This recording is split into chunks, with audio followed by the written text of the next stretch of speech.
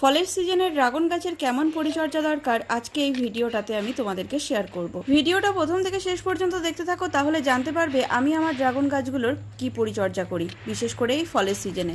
Dragon গাছে একটানা 6 মাস ফলের সিজন থাকে, আর 6 মাস এই গাছে কোনো ফল হয় না। তাই ফলের সিজনে অনেকেরই ধারণা থাকে যেহেতু ড্রাগন গাছে প্রচুর পরিমাণে ফল হচ্ছে এই সময়, সেহেতু প্রচুর পরিমাণে খাবার দিতে হবে, তাহলে গাছে আরো বেশি বেশি ফল পাওয়া যাবে। এটা কিন্তু একেবারেই ঠিক হবে না। ড্রাগন গাছে বেশি বেশি ফল পেতে যেই 6 মাস গাছে কোনো ফল হয় না, সেই সময় গাছকে প্রচুর পরিমাণে খাদ্যের যোগান দিতে হয়, তবেই ফলের সিজনে প্রচুর পরিমাণে ফল পাওয়া যায়।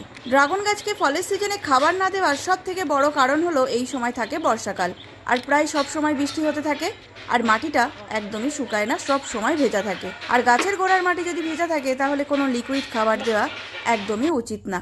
সেটা ড্রাগন গাছ বলে কথা না, যে কোনো ফুল বা ফলের গাছে মাটি ভেজা থাকলে কোনো লিকুইড খাবার দেওয়া একদমই উচিত হয় না। দিলে সামান্য পরিমাণে হার্ড খাবার দেওয়া